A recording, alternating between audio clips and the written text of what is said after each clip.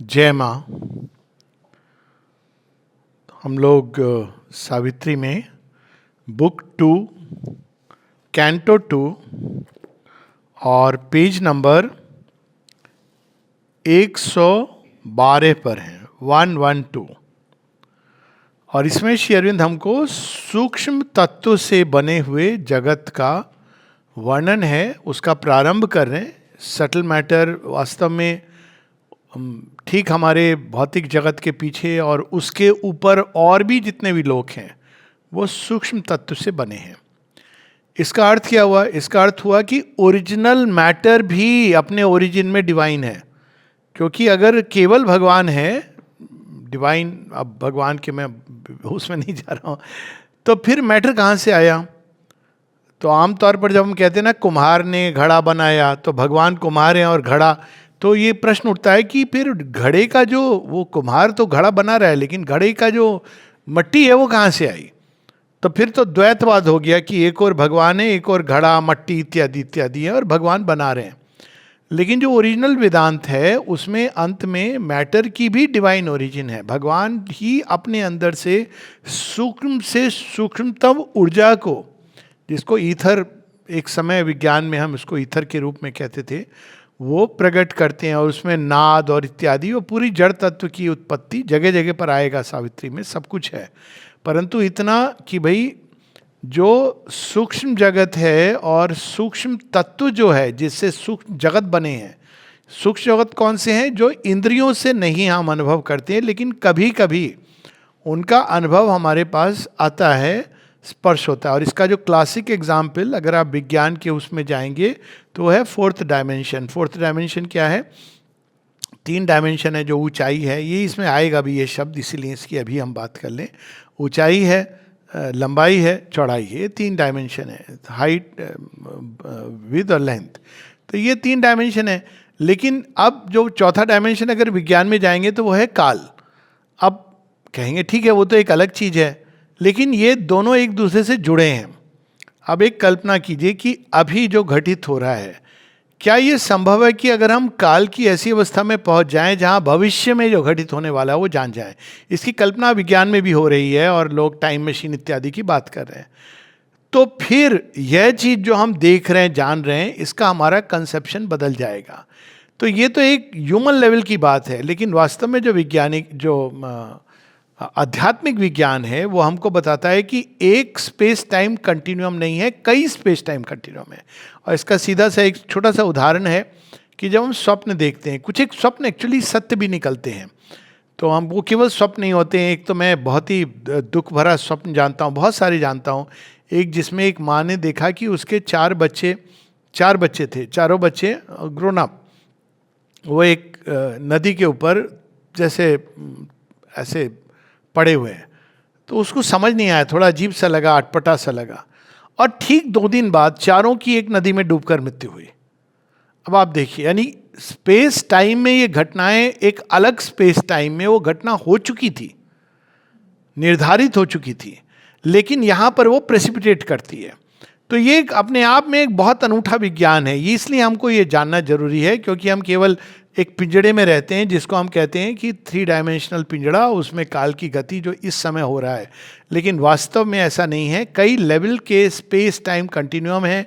इसकी बहुत सारी कहानियाँ भी हैं। एक तो बड़ी फेमस है, जब एक राजा पूछता है एक योगी को, और योगी उससे पूरी बात करता है, तो वो 70 वर्षों का उसका पूरा जीवन उसको लगता है गुजर गया, लेकिन जब वो वापस आता है तो देखता है केवल 2.5 मिनट हुए थे। अब ये आपको स्वप्न में भी ऐसा होता है ना, कि लगता है बहुत लंबा एक अवधि गुजर गई। अब नॉर्मली लोग कहते हैं ये तो स्वप्न है, लेकिन ऐसे भी स्वप्न हैं जो भविष्य सूचक होते हैं, और ऐसे भी स्वप्न हैं जो आपके जीवन में घटित हो रही घटनाओं के पीछे का एक दृश्य दिखा देते हैं।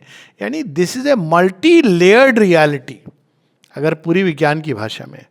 तो भौतिक जैसे स्थूल शरीर है, स्थूल देह है, स्थूल जगत है, वैसे ही सूक्ष्म जगत है।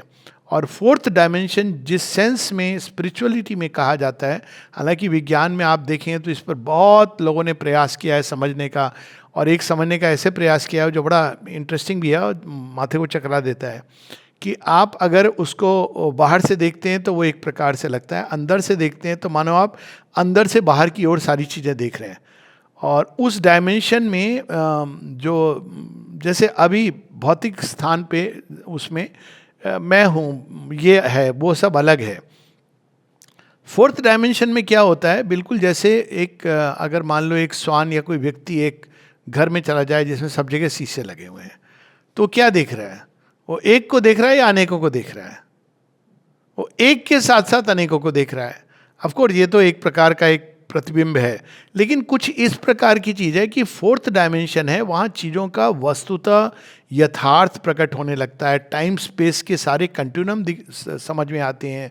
हालांकि स्ट्रिंग थ्योरी तो 11 डायमेंशन की बात करती है, तो लेकिन वो फिर भी कॉस्मिक लेवल की बात कर रही है। लेकिन यहाँ फोर्थ डायमेंशन वो जो इस भौतिक जगत के जो हाइट, लेंथ, ब्रेथ और साथ में काल की गति इससे परे है, और वो अपने आप को अभिव्यक्त करता है इन सब के माध्यम से। एक और उदाहरण ले लें जिसके बाद हम लोग पढ़ेंगे कि अगर आप एक पूछेंगे महाभारत कहाँ है, तो लोग कहेंगे किताब है। अब वो देखिए कई किताबें उसकी प्रतियां छपी हैं, तो कहेंगे कि ये किताब भविष्य पास्ट में कहाँ थी, तो आप ये कहेंगे ना कि सबसे पहले ये इस समय लिखी गई थी। अगर आप पूछेंगे कि लिखने के पहले कहाँ थी, उत्तर क्या होगा?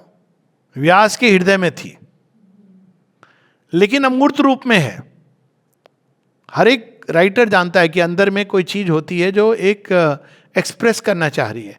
अगर आप पूछेंगे अमूर्त रूप में होने के पहले क्या थी, तो कहा जाएगा हाँ थी, वो संभावनाओं के रूप में ईश्वर के अंदर थी, ट्रांसेंडेंट के अंदर। और फिर कहेंगे कि भविष्य में ये जो महाभारत अब प्रकट हुई है, भविष्य भी है इसका। आप कहेंगे ये कैसे हो सकता है, क्योंकि ये तो महाभारत तो अब लिख दी गई है। अब देखिए भविष्य में इस रचना से कितने सारे अलग अलग भाव प्रकट होंगे। ऐसे भी लोग हैं, अभी भी हैं, जो कहते हैं रावण तो बड़ा अच्छा आदमी था, पिक्चर बनाई उन्होंने उस पर। तो अब उसी रामायण और महाभारत का एक पास्ट है, एक भविष्य है, और एक उसका वर्तमान है। तो उसी प्रकार से कोई भी घटना होती है वो कई लेवल्स पर एग्जिस्ट करती है, और उसको हम देख नहीं पाते, हम केवल इस समय की चीज़ को देख रहे हैं। तो उस दृष्टि से हम लोग आगे बढ़ेंगे। ये सब श्री अरविंद हम लोगों को धीरे धीरे रिवील कर रहे हैं। बच्चे ना हम लोग तो एक एक करके, तो अभी सूक्ष्म जगत की बस उसके बारे में बात कर रहे हैं, बाकी सबका दर्शन कराएंगे। हम लोग पेज 112 पर रुके थे, ऊपर से चौथी लाइन हमको प्रारंभ करनी है। A nature lifted by a larger breath, plastic and passive to the all shaping fire.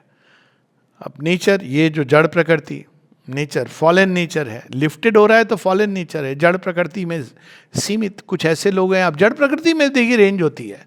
ऐसे लोग हैं जिनको अगर आप क्लासिकल म्यूजिक सुनाएंगे तो क्या कहेंगे, क्या टूटू लगा रहे हो।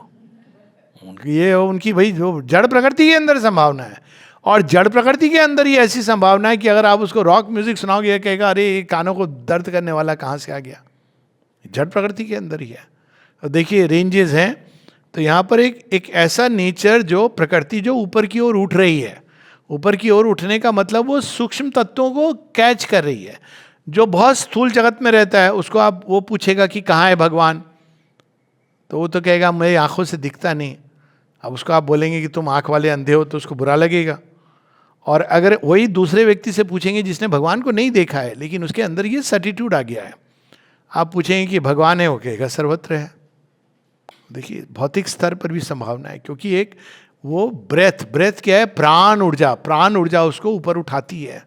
और जैसे जैसे हमारा प्राण, इसीलिए पूरा योग है कि प्राण को आपको नष्ट नहीं करना चाहिए। पूरी जो टेंडेंसी ब्रह्मचर्य की क्या है कि आप प्राण को अगर निम्न प्रकृति में, निम्न चीज़ों में उलझाओगे तो इसमें वो फोर्स नहीं रहेगी जो आपकी चेतना को आरोहण कर सके। और इसके बहुत सारे तरीके थे, अब मैं उसमें नहीं जा रहा हूँ। लेकिन यही प्राण lifted by a larger breath.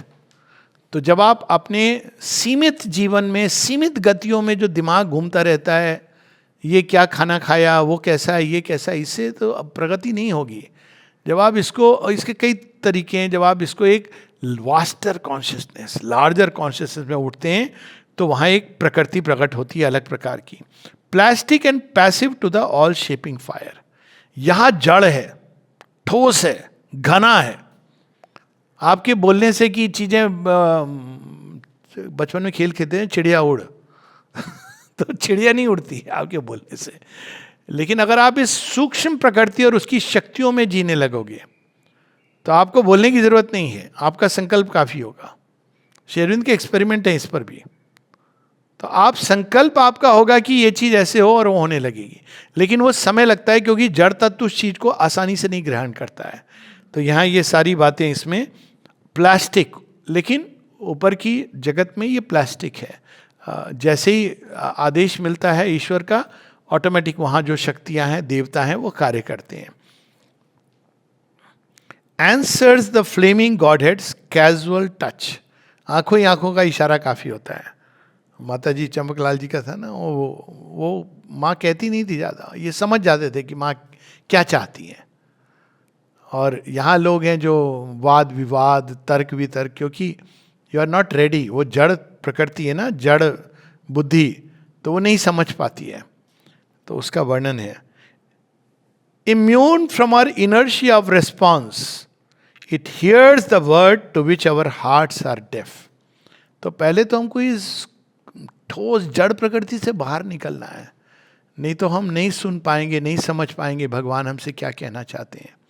मतलब हमारी तो सिचुएशन ये होनी चाहिए, जो पहले भी इसकी बात हो रही थी, शायद हुई है, कि माँ ने किसी को बुलाया, वो यहाँ पांडिचेरी रेलवे स्टेशन में ट्रेन के अंदर है, नवजात जी की बात है।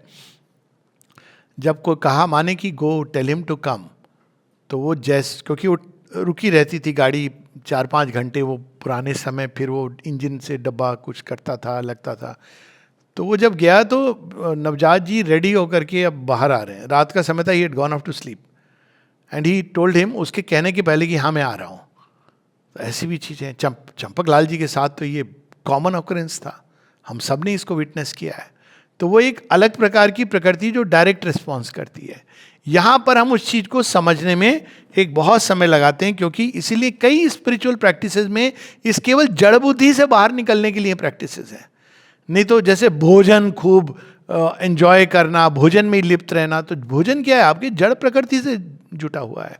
कई प्राणायाम की भी प्रैक्टिसेस हैं, जिससे आप ध्यान, जिनका ध्यान करोगे आपकी प्रकृति अपने आप ऐसे उठने लगेगी।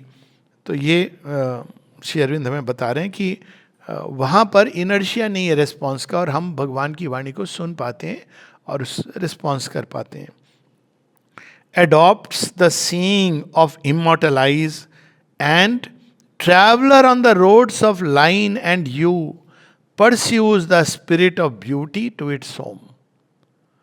अब देखिए आपको भगवान क्या बनाना चाह रहे हैं। अब Golconda is an example of that, बात हो रही थी, ऑरोविल। अब उनकी हृदय में क्या है, एक स्वप्न है, माने कहा it is a dream of the divine.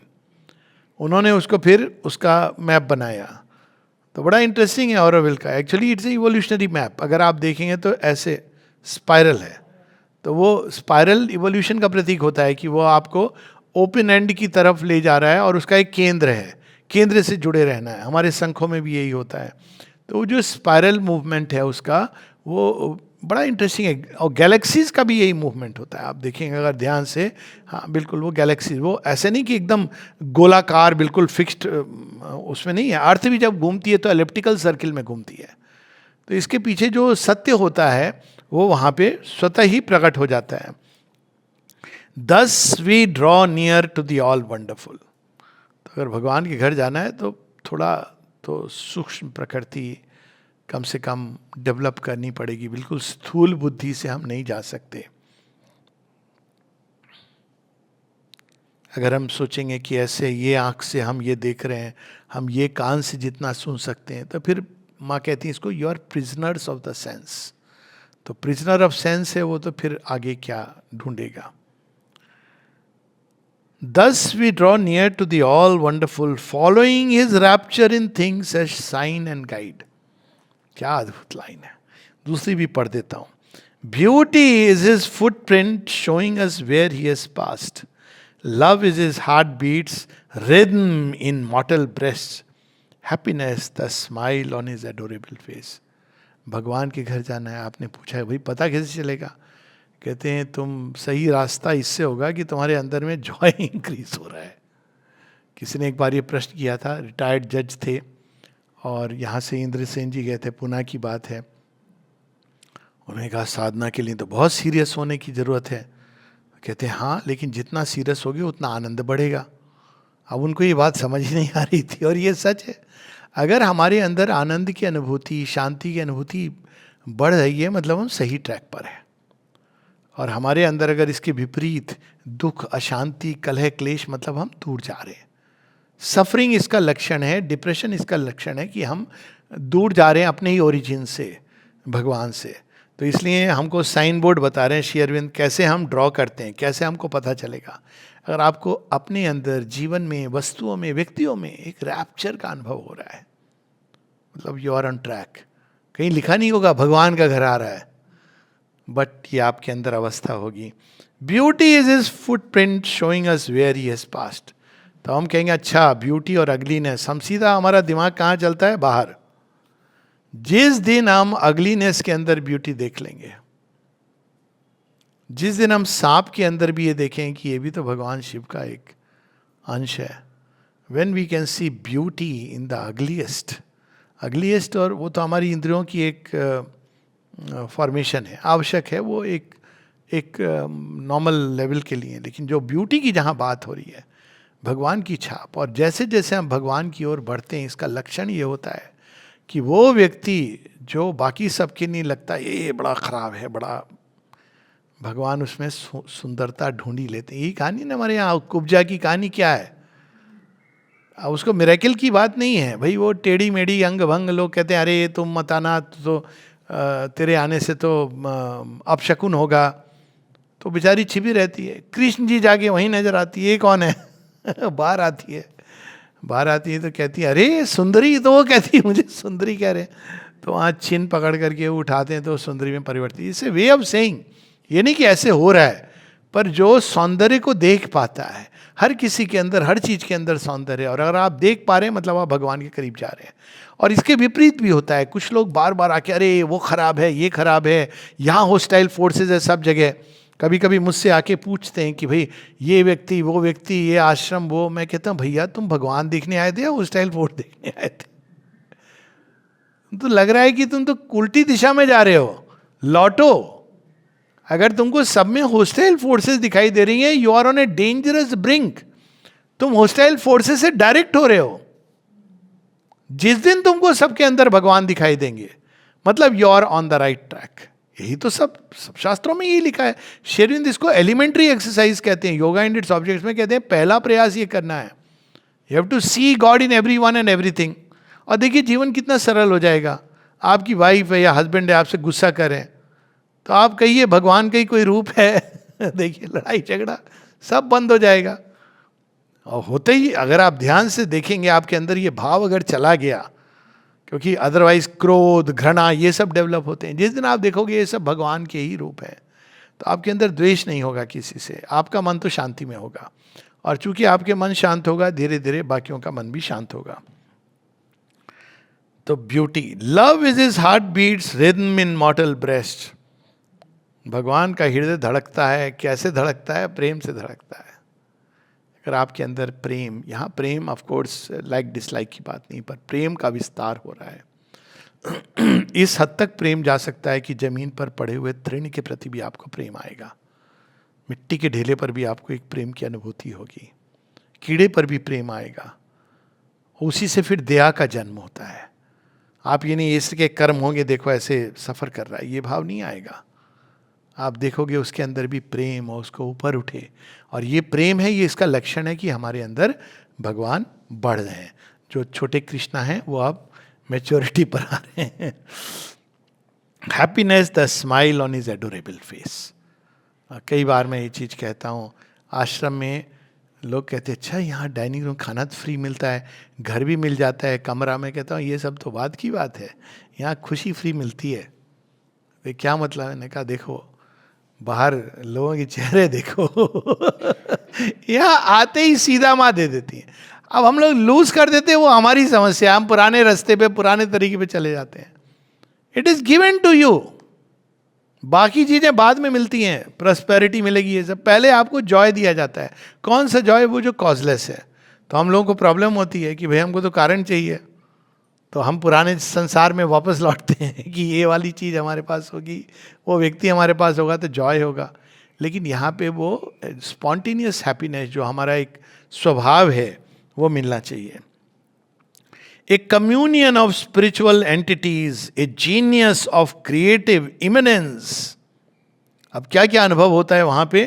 Communion of spiritual entities, वे देवी देवता जो आप केवल मंदिर में लोगों ने रखे हैं, वो आपको उनसे संपर्क स्थापित हो जाता है। ए जीनियस ऑफ क्रिएटिव इमिनेंस। अब यहाँ ये देखो शेरविंद शब्द इमिनेंस तो हम समझते हैं वो जो हमारे अंदर है, लेकिन वो क्रिएटिव है। और उसकी क्रिएटिविटी की बात ही क्या है?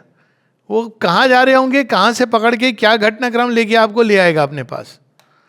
आप बोलें ये क्रिएटिविटी केवल भगवान की हो सकती है। क्रिएटिव इमिनेंस, वो केवल एक साक्षी नहीं है, दृष्टा नहीं है, वो ईश्वर है।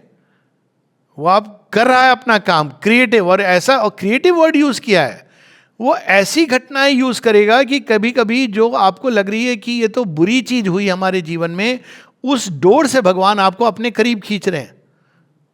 कितने लोगों का ये अनुभव हुआ है?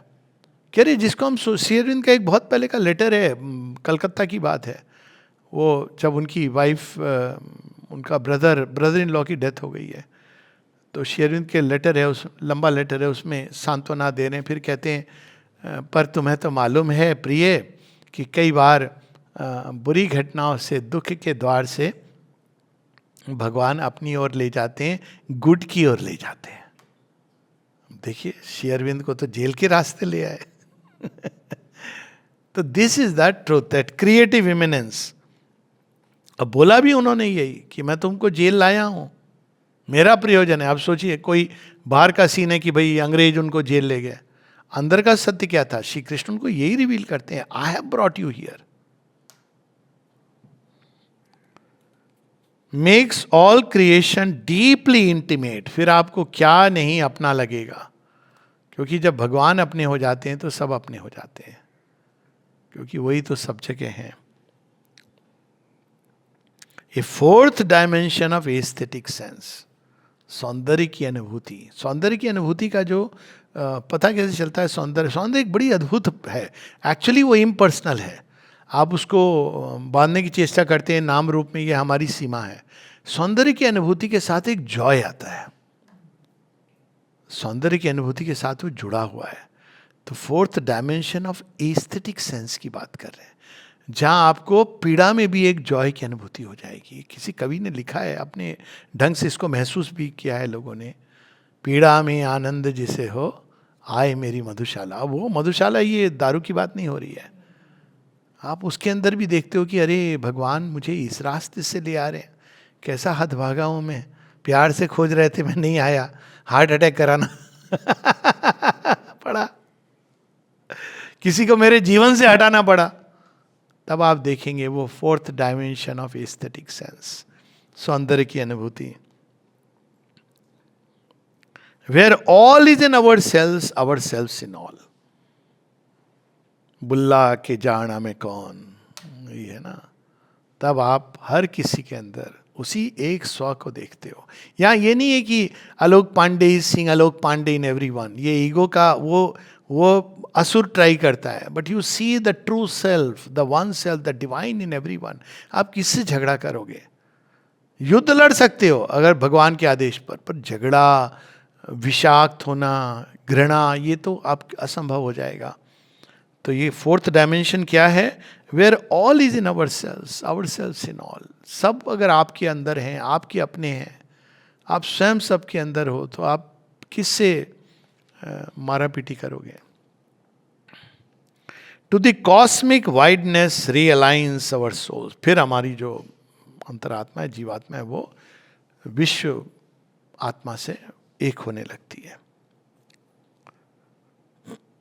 A kindling rapture joins the seer and seen. यहाँ तक कि अवस्थाएं होती हैं। अब ये कॉस्मिक वाइडनेस, ये दृश्य बदल देती है।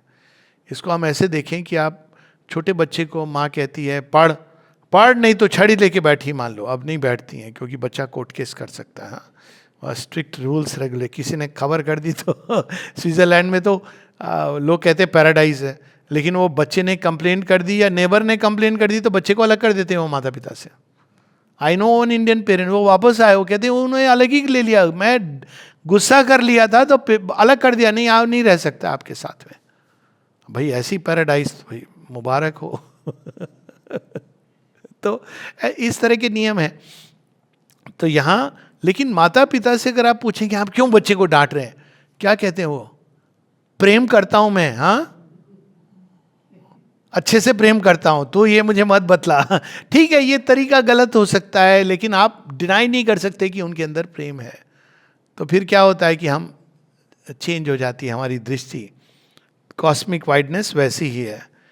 भगवान किसी का वध कर रहे हैं, आप कहेंगे कि आपने इसको क्यों मार दिया, शिशुपाल पे आपने सीधा सुदर्शन चक्र 100 गालियां दी थी, गांधी जी तो 1000 गालियों पे भी कुछ कर देते। तो श्री कृष्ण क्या कहते हैं, कहते अरे मूर्ख, मारा नहीं उद्धार किया, मारा तेरी भाषा है।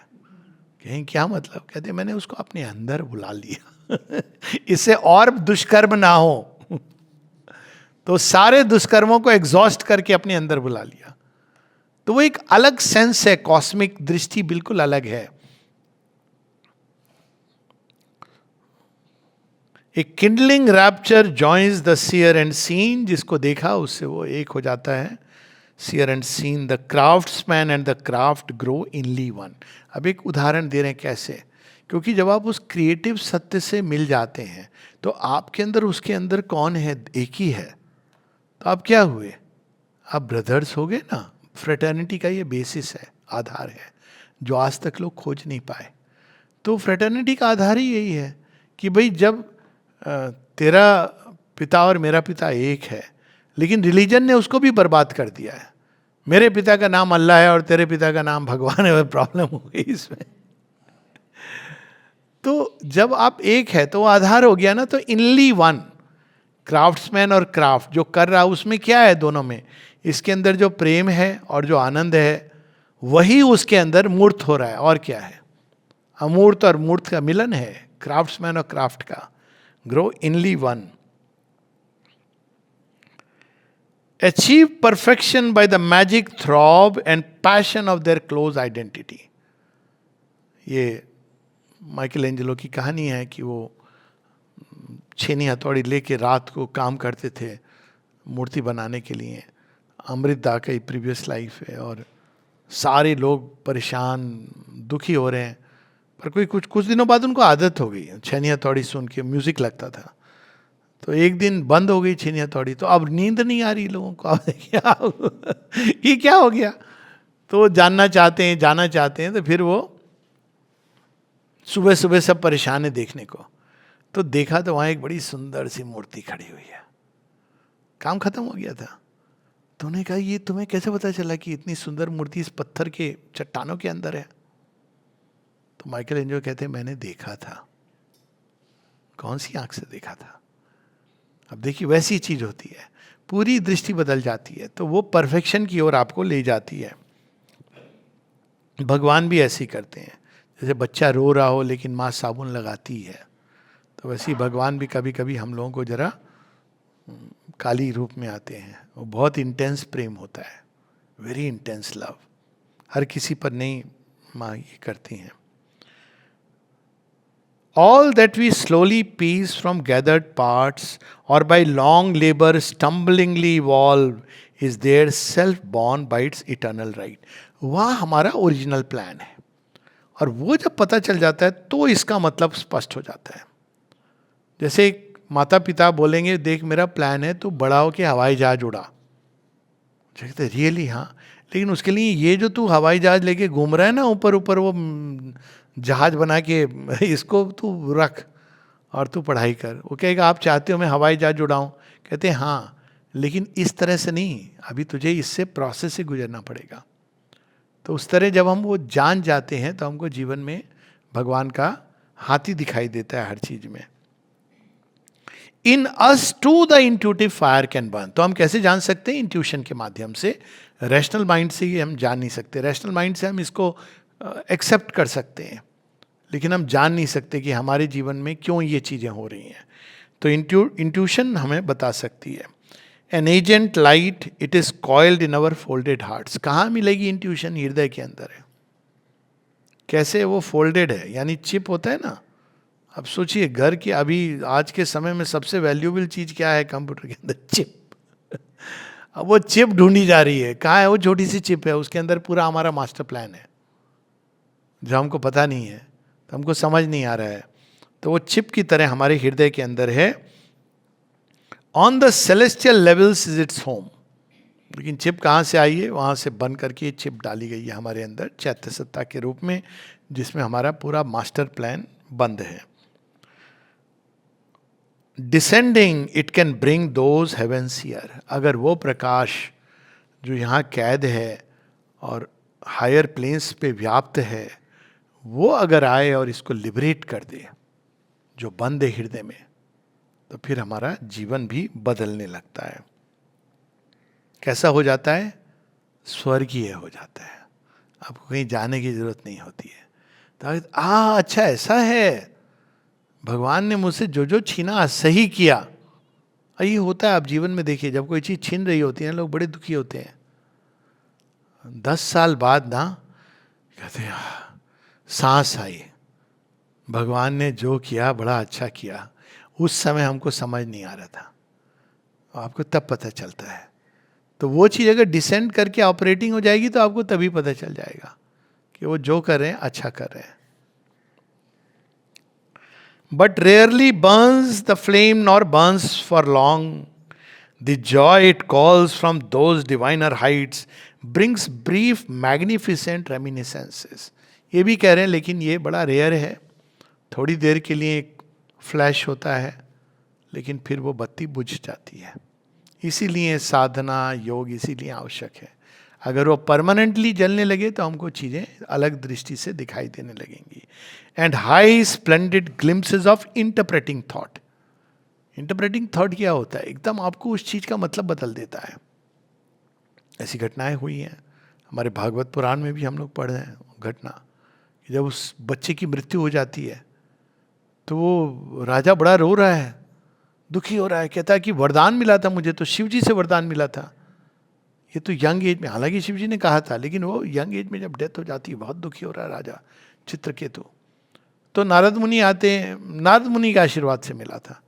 तो कहते हैं क्या करना है तुझे? कहते हैं बच्चे से बहुत पीड़ा में हूँ, ये क्या दिया भगवान ने, ऐसा क्यों दिया? देखो मेरी रानियों को कैसे विलाप कर रही, क्या करूँ मैं?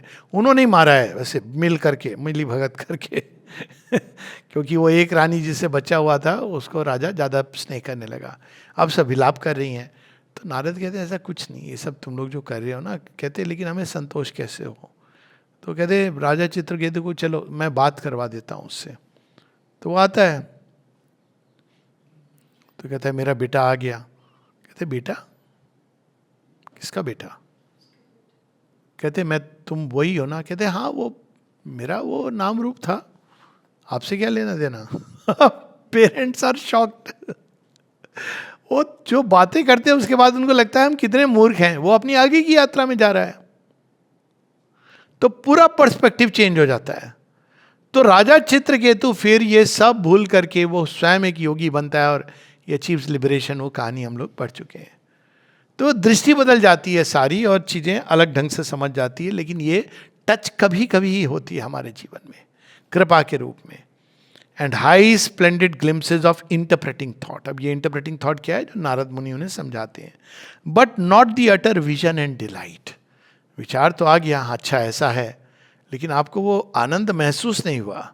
उसके लिए साधना करनी पड़ती है। A veil is kept, something is still held back. क्यों वो छिपा के रखा है भगवान ने? ऐसा होना चाहिए, विचारों को समझ आ गया तो सीधा आनंद भी आ जाए। क्यों? Lest captives of the beauty and the joy our souls forget to the highest to aspire. इसके भी परे कुछ है, इंट्यूटिव वर्ल्ड के भी परे कुछ है। यही तो श्री अरविंद उस हाईएस्ट परफेक्शन की बात करते हैं, सुपरमेंटल। तो वो फिर आदमी इंट्यूशन में जब जीने लगता है, साइकिक बीइंग जब इमर्ज करता है, it is so beautiful. Savitri में इसका वर्णन है कि सावित्री कहती है मुझे कुछ भी करने की क्या जरूरत है. तो ध्यान भगवान की नहीं, काम है भैया, यहाँ काम के लिए आए हो. तो भगवान का अपना तरीका है दिखाने का. यहाँ पर ये मूवमेंट समाप्त होता है पेज 113 पर, और आगे इसी कैंटो में, in that fair subtle realm behind our own the form is all and physical gods are kings. अब श्री अरविंद हम लोगों को ये पूरा एक सटल मैटर का पूरा वर्णन करके वापस अब सूक्ष्म जगत पे ले आते हैं, जहाँ पे चीज़ें सब सुंदर रूप है, सुंदर आकृतियाँ हैं. The inspiring light plays in fine boundaries. अब क्यों ये कह रहे फाइन, हर जगह उनके देखो हिंट आते हैं कितने. एक कला का ये है, दो तरह की बाउंड्री होती हैं. एक होती है जो आप बड़ी कठोर होती हैं, एक होती है जो बड़ी सटल होती हैं. ये क्रिएटिव आर्ट में ये चीज़ें आती हैं. तो फाइन बाउंड्रीज में कोई चीज़ होती है, उसका जो जॉय है, जहाँ वो मर्ज कर रही है, उसके अंदर सजेशंस छिपे हुए हैं, उसकी बात हो रही है. A faultless beauty comes by nature's grace, उस जगत की बात हो रही है. There liberty is perfection's guarantee. यहां पे नहीं है. यहां आपने कह दिया भाई यू हैव लिबर्टी, अब देखिए क्या होने वाला है, केओस की ओर भागेगा आदमी. जैसी उसको लिबर्टी मिलती है, फ्रीडम, वो क्या करता है, वो उसका मिसयूज करता है. वहां पे वो है ही नहीं. आपको जैसी लिबर्टी मिली आप सौंदर्य को प्रकट करोगे, ऑप्शन नहीं है कोई और. लगे बड़ा अच्छा जगत है, लेकिन we should wait. A fantasy of perfect line and rule, there all feel satisfied in themselves and a whole. वहाँ जितने भी नाम रूप हैं सब जॉय में हैं, सब सुंदर हैं. सुंदरम सुंदरम मधुरम मधुरम. लग रहा है ना कितना अच्छा है ये संसार. We should wait. Shri Aurobindo कुछ बताने वाले हैं. A rich completeness is by limit made. Limit है वहां पे. वो लिमिट क्यों आवश्यक है, क्योंकि वो अब ये रूप है. ये नहीं कि ये सब मिक्स हो गया, मर्ज हो गया. तो आपको एक लिमिट तो बनानी है, तो लिमिट, लेकिन वो परफेक्शन की लिमिट है. Marvel in an utter littleness abounds, an intricate rapture writes in a small space. आप देखिए कभी कभी ये भौतिक जगत में भी इसका अनुभव हो सकता है. सीपी को उठा करके देखिए, इतनी सुंदर, मतलब आपको आश्चर्य होगा. और कभी कभी अगर आप एक मिट्टी के कण को ना अगर माइक्रोस्कोप में देखें, आई डोंट नो किसी को इसका एक्सपीरियंस है कि नहीं, you will marvel at it. इसका एक वो आया था क्रिस्टलोग्राफिक इमेजेस पानी के मॉलिक्यूल्स की, और कैसे वो रिस्पॉन्ड करते हैं ध्वनियों के प्रति. इट्स अमेजिंग कि वो भी रिस्पॉन्ड करते हैं. उनके अंदर वो मार्वेल, छोटी सी हर जगह भगवान ने ब्यूटी भरी हुई है फॉर्म की. सूक्ष्म जगत में वो चीज दिखती है.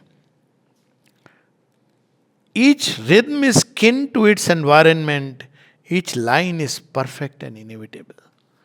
आपकी जो वॉक है, रिदम यहाँ केवल बात की नहीं हो रही, आपके जो जेस्चर हैं, पूरे मुद्राएं हैं, सब कुछ आसपास उससे समन्वय में है.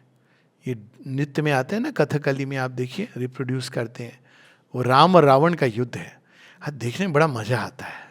दोनों वो डांस करता हुआ, या महिषासुर मर्दिनी या महिषासुर देखा होगा ना, वो डांस करें, वो इधर छलांग लगा के जा रही हैं, वो इधर छलांग लगा के, अंत में गिर रहा है, उठ रहा है, अंत में वो जब मृत्यु भी होती है तो लगता है अरे वाह अद्भुत. तो परफेक्ट है रिदम, सब कुछ. आप कहेंगे क्या हो रहा है, कहते हैं महिषासुर का वध हो रहा है. इसी को अगर आप सिनेमा में दिखाएंगे, इतनी चीख पुकार रुदन और पता नहीं क्या हो रहा होगा. तो वहाँ पर सब कुछ एक सौंदर्य की लिमिट में बोध है.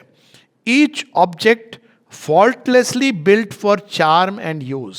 हर चीज जहाँ होनी चाहिए वहाँ है, और बिल्कुल अपेक्षित ढंग से है, faultless.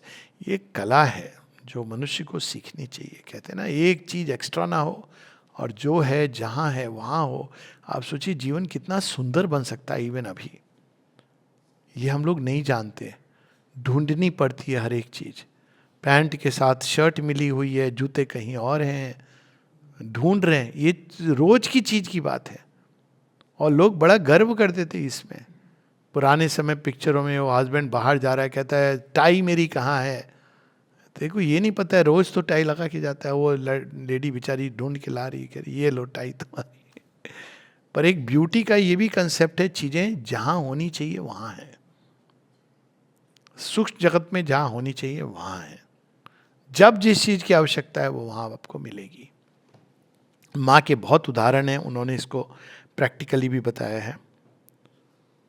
All is एनेमर्ड of its own delight. अब थोड़ी समस्या ये कि सब अपने आप में खुश हैं, तो अच्छी बात है ना। तो intact it lives of its perfection sure in a heaven pleased self glad immunity. स्वर्ग की ये समस्या है। ये स्वर्ग में क्या समस्या, अपनी परफेक्शन के वो श्योर है, सब कुछ जैसे चाहिए। इंद्र भगवान को तो कहते हैं कि वो ताली भी नहीं बजानी पड़ती, मन में भाव आया सोमरस आ गया, नृत्य हो नृत्य शुरू हो गया।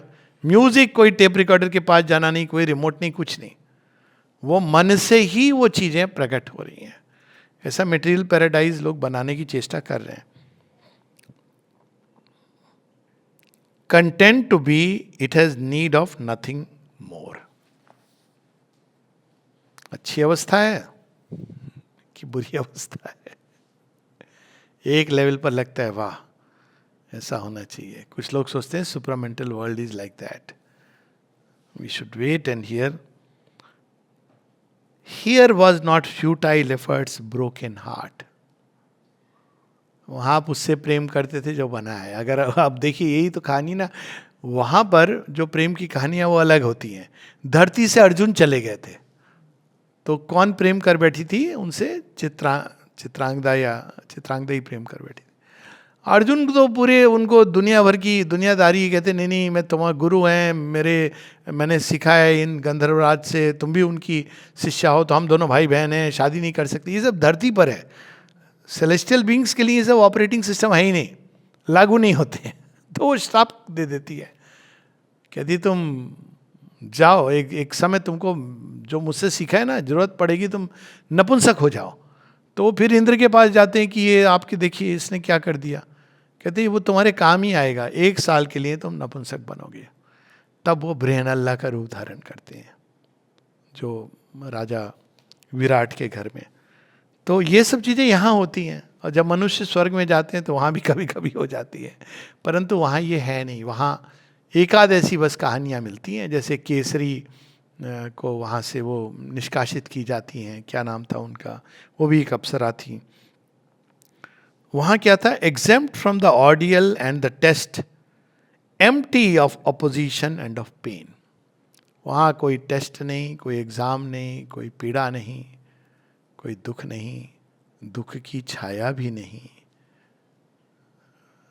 कहते थे हमारे, मतलब ये जनश्रुति है कि देवताओं को कैसे जाना जाता है। कहते हैं 3 लक्षण होते हैं उनके। एक लक्षण ये कि उनके पांव जमीन से थोड़े उठे होते हैं, दूसरा ये कि उनकी आंखें झपकती नहीं है, और तीसरा ये कि आंख में आंसू नहीं आते। देवत्व का ये, क्योंकि उनको पीड़ा पता ही नहीं है। उनको मृत्यु जीवन आप बोलें कि अरे वो मर गया, वो कहेंगे फिर आ जाएगा, उसमें क्या है, खिलौना टूटा आ जाएगा, एंड ऑफ द स्टोरी। उनके लिए वो पीड़ा का एहसास नहीं है, वो रुदन का भाव नहीं है। It was a world that could not fear nor grieve. Kailash पर्वत पे जाके आप किसी को बोलोगे अरे वो सुना है वहाँ कोरोना हो रहा है, वहाँ अमेरिका ईरान में युद्ध छिड़ा है, कहीं ऐसा ना हो कि दोनों आके हमारे पास आएंगे। हंसेंगे लोग, बैठे ना हमारे भोलेनाथ। कोई इशू नहीं है वहाँ पे। अब आगे देखिए क्या कह रहे हैं। It had no grace of error और डिफीट। शेरविंद देखिए कहते हैं जो कभी गिरा ना हो और जो कभी फेल नहीं हुआ हो, कभी उसको लीडर के रूप में मत मानना। वो आपको नहीं लीड कर सकता है। कितनी, क्योंकि वो जैसी आपके अंदर कोई फेल्यूर या चैलेंज, वो घबरा जाएगा या इम्पेशेंट हो जाएगा या आपको हटा देगा।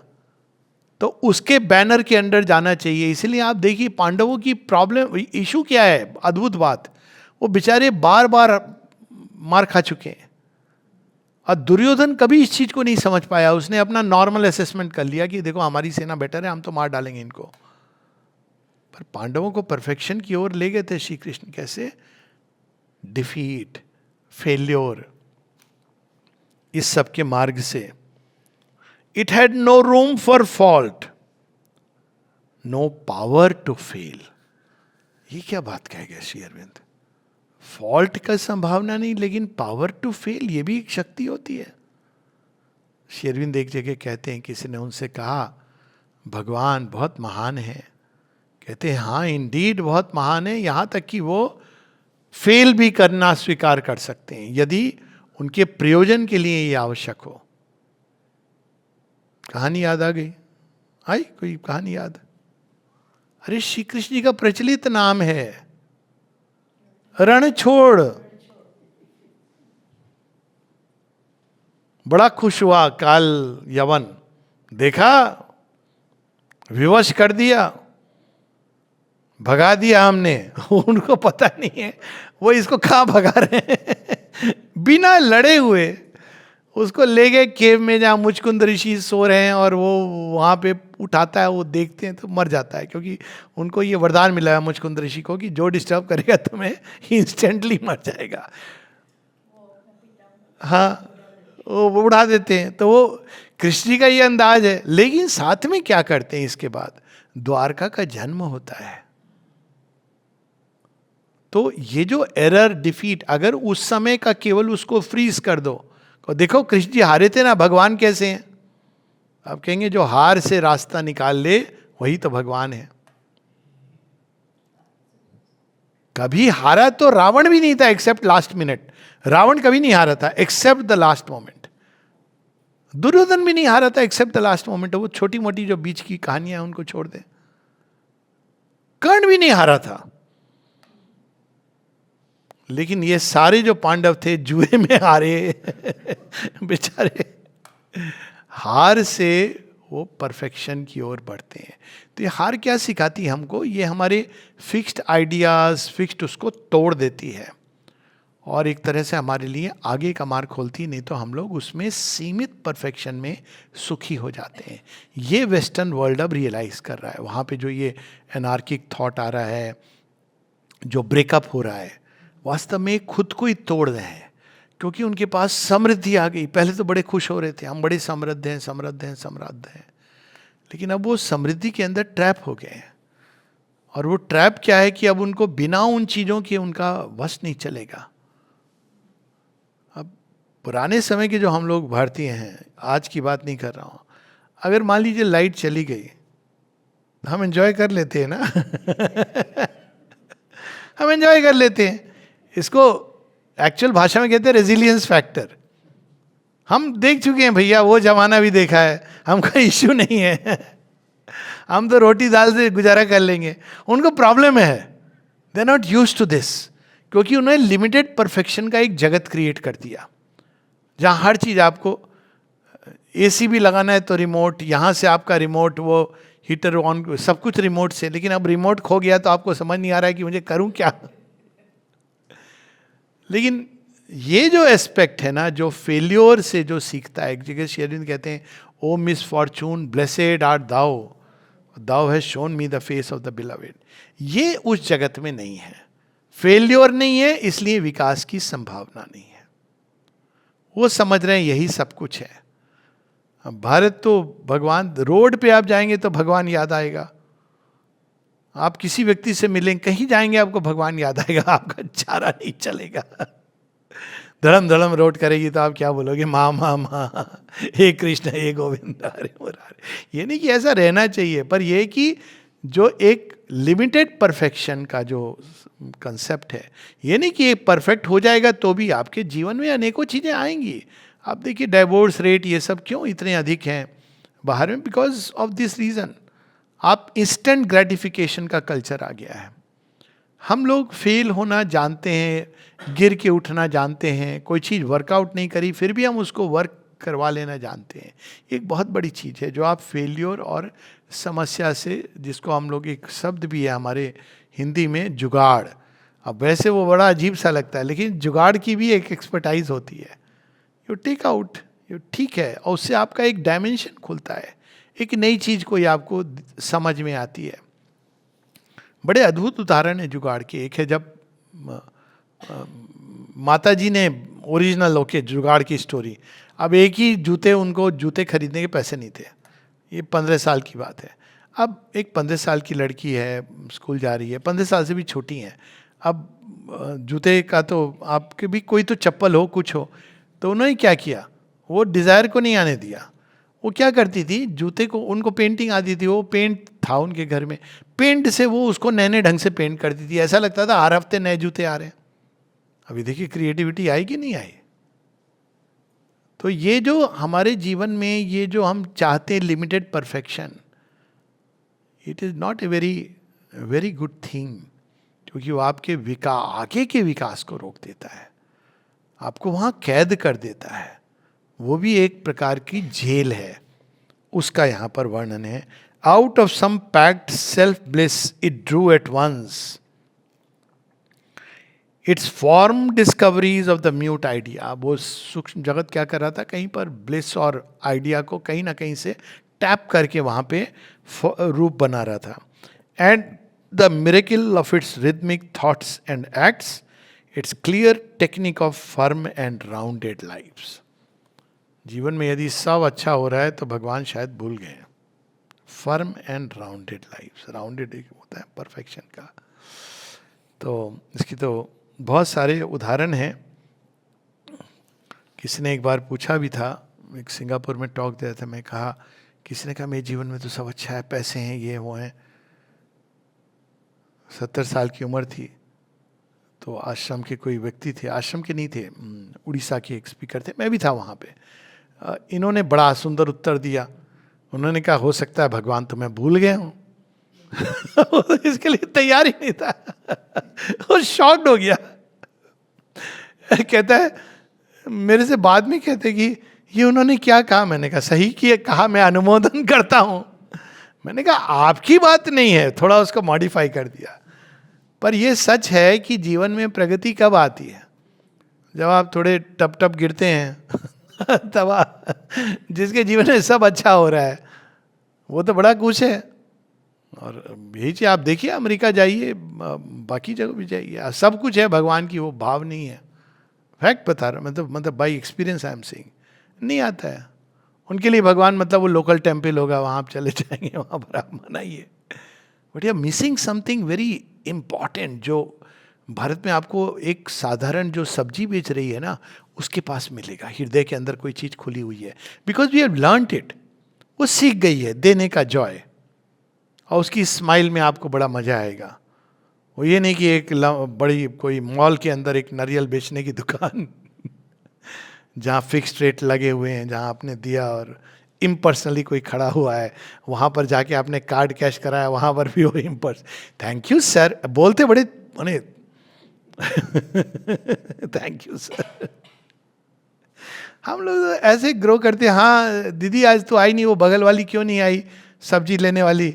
देखिए एक हमारे यहाँ विश्व बंधुत्व का भाव कैसे डेवलप होता है। एक्सपीरियंस किया होगा ना, आप पूछते हैं वो सब्जी जो रेगुलर जाते हैं वो क्यों नहीं आई, तो कहते नहीं उसकी तबीयत ठीक। ओ क्या हो गया।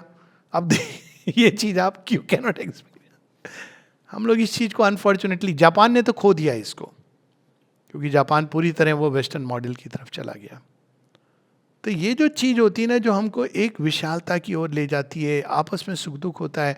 आप 901 को नहीं बुलाते हो, आप पड़ोसी को बुलाते हो, पड़ोसी खुद आता है। जब किसी की मृत्यु होती है तो घर में खाना आप नहीं बना रहे हो तो लोग आपको भोजन कर बना के दे रहे हैं। साझा चूल्हा, ये सब चीज़ें थी। बर्गर संस्कृति नहीं थी कि अच्छा हम नहीं बनाएंगे तो हमने कॉल कर दिया हो कि मैकडोनल्ड्स हमको भेज देना। ठीक है वो भेज देगा आपको, पर आप क्या मिस कर रहे हो, आप प्रेम और जॉय को मिस कर रहे हो। तो ये जो चीज़ है यहाँ इसका वर्णन है। Its gracious people of inanimate shapes and glory of breathing bodies like our own. अब यहाँ उसका बता रहे हैं कि वहाँ कैसा है, बॉडीज वहाँ श्वास भी है। Amazed his senses ravished with delight, देखने में बड़ा आनंद आया.